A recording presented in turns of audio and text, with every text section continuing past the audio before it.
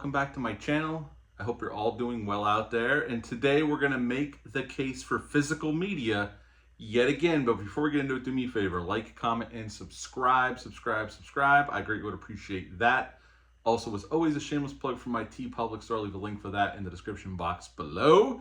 And also, happy Halloween. This is going to be my last video upload before Halloween. I'm going to be going away for a night on a camping trip for my son's 8th grade class trip, and I won't be back until Friday. And Friday around here is very, very busy. Our house, we get a lot of trick-or-treaters, so we will be tied up all day Friday. But I want to wish everybody out there a happy Halloween.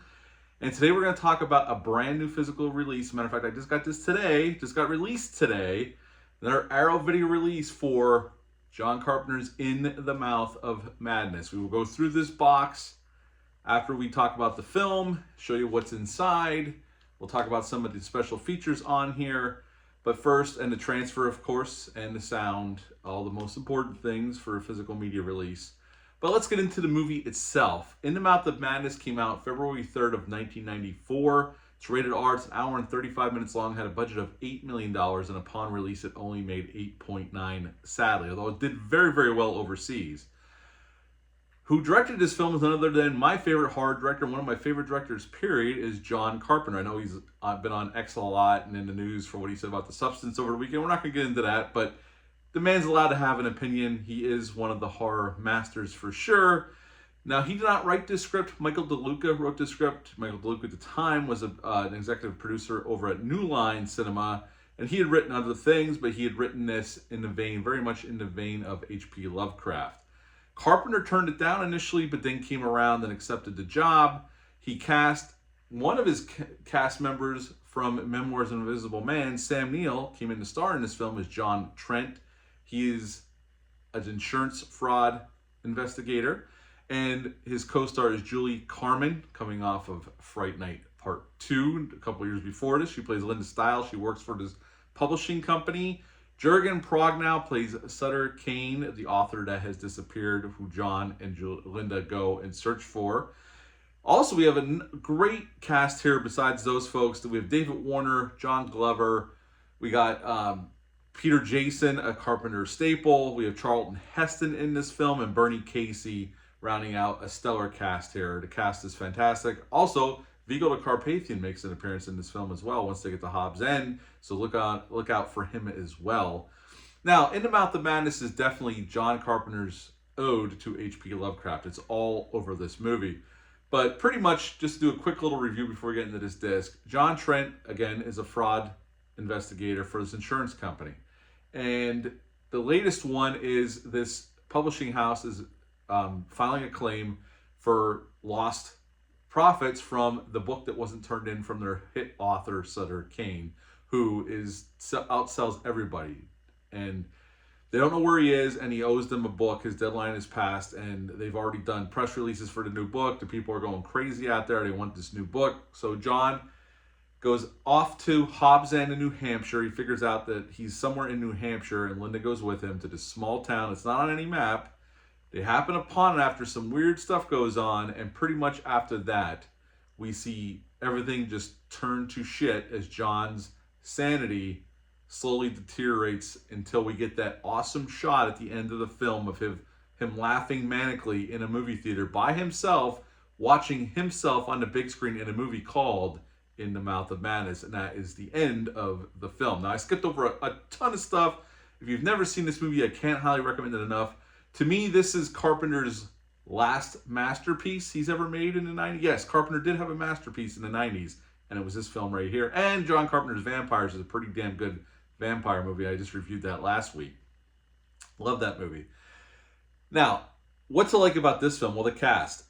Sam Neill is great here. He's this guy who, he's very practical. He only believes in what he can see, what he can touch, what he can prove. And he's very cynical. He believes everybody's has something, a con going on. So he's very much dismissive of this publishing company's claim right from Jump Street. He thinks they're full of shit. It's a publicity stunt just to hype up the book. So when he goes and he starts seeing weird stuff, and Linda realizes before John does that they're basically living in a Sutter Kane novel because she read the new book. See, it was kind of part of a publicity stunt, but Sutter Kane never showed up and they couldn't get a hold of him. And she's the only one that read the book. So she knew everything that was going on to her and John, she had read verbatim from this book. And John just is resistant to it till the very end, until Sutter Kane reveals himself to John, reveals his goals to John about the end of the world is coming and the others are coming back and he can't stop them. And it's John's job to deliver his final manuscript to send off into the world to drive everybody insane and human beings are going to start turning into these otherworldly, disgusting creatures, as we see in Hobbs End with Mrs. Pickman and whatnot at her hotel.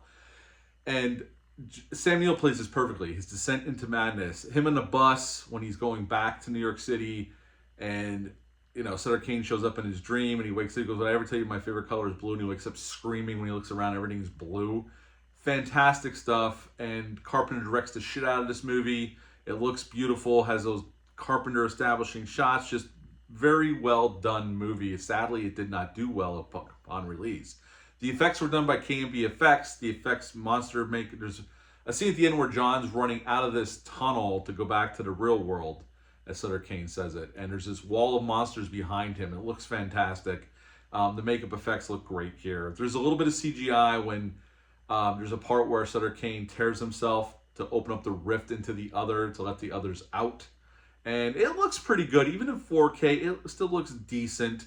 This was back in the, early to mid 90s. So CGI was relatively new being used in big budget movies, although this wasn't a big budget movie. It had $8 million, and Carpenter does certainly a hell of a lot with that amount of money.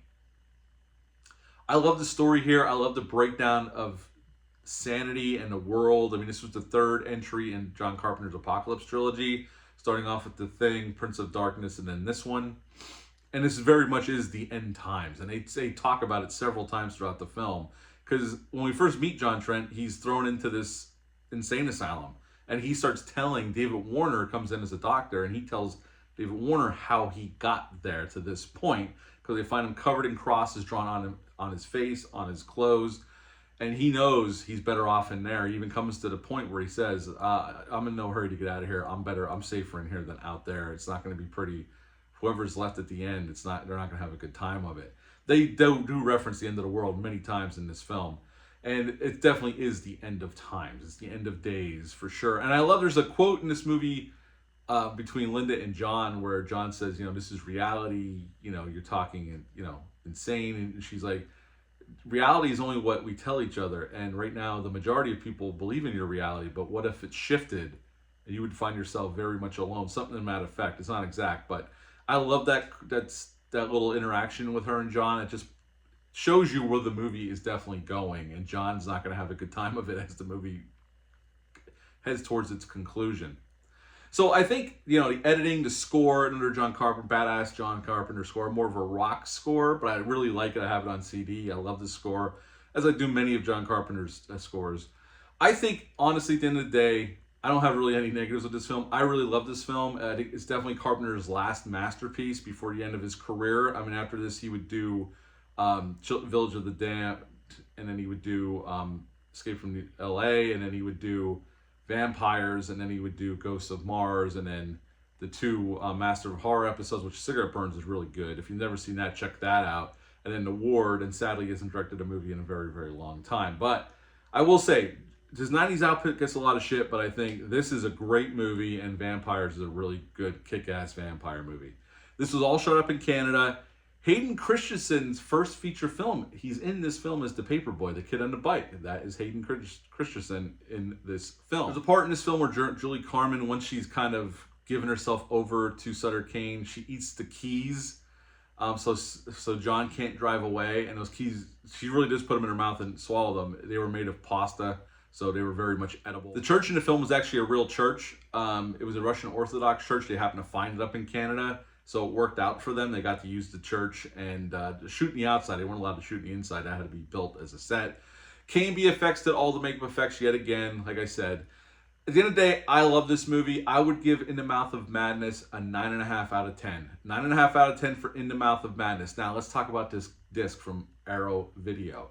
All right, let's open this bad boy up and we'll talk about the transfer and the sound. We got this great slipcover with this awesome art. And on the back, you got all your special features listed here. Put that down right there. And then we got a cardboard book here to contain our discs, a poster, and a booklet as Arrow normally gives. We'll talk about let's do the disc first. Hard plastic cover, same artwork, or a little bit different artwork. Inside, this is just a 4K disc. There is no Blu-ray, but that disc houses your disc as normal with an Arrow release. And then further inside, we got a book with some more artwork and just essays about the movie, about the production and whatnot. There's a bunch of photos in here as well. And what also is Arrow does quite a bit. I'm gonna set that down so I can open this up and show you all. They always give you a poster.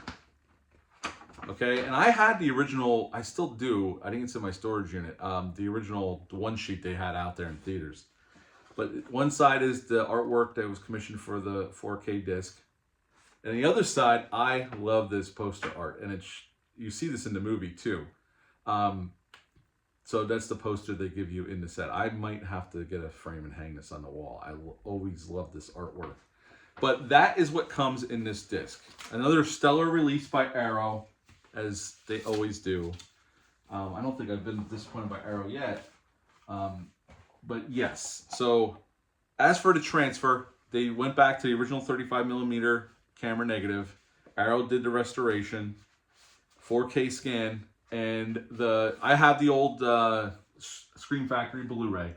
So look, I don't have any high-tech equipment or anything. I'm going over what my eye shows me watching it, and sound and listening to it. And I think this is definitely a nice upgrade from the Scream Factory Blu-ray. The film looks great. The film grain is still there. They didn't scrub any of the film grain, as Arrow never does. It looks very filmic. Has more clarity, more depth. The image looks fantastic. And I can't complain. It looks great. It's the best the movie's ever looked. And it is definitely an upgrade. The Scream Factory Blu-ray was pretty damn good. This is definitely an upgrade over that. I think it's definitely worth, if you love this movie, as I do, it's definitely worth a pickup. I love Carpenter, and I'm going to have all of his movies on 4K as they get released. And the sound mix is a 5.1 DTS, and the sound sounds great. It really does sound really, really good. They did a nice job updating the sound mix as well. So the picture quality is spot on. It looks amazing. It's the best the film has ever looked, and the sound is the best the movie's ever sounded, at least on home video. Now, there's some new special features in here, and there's some archival special features on here. The two new really big new interviews on here are with Sandy King, John Carpenter's wife and producing partner, and Jürgen Prochnow has a new interview on here as well. Then there's old interviews with K&B Effects about the effects, and some other interviews as well. There's archival audio commentaries with Carpenter, Sandy King, and Carpenter and Gary Kibbe, who was a cinematographer at this point in his career. So I think this is another stellar release by Arrow. So for the movie, like I said, I gave the movie 9.5 out of 10. I would give this release a 9.5 out of 10. 9.5 out of 10 for this release, brand new release from Arrow Video for John Carpenter's In the Mouth of Madness. What are your thoughts on the movie? Leave a comment down below, let me know. Are you planning on picking this up? Do you own the old Scream Factory Blu-ray? Let me know down below. What are your thoughts on this? That's it for this one. Until next time, bye.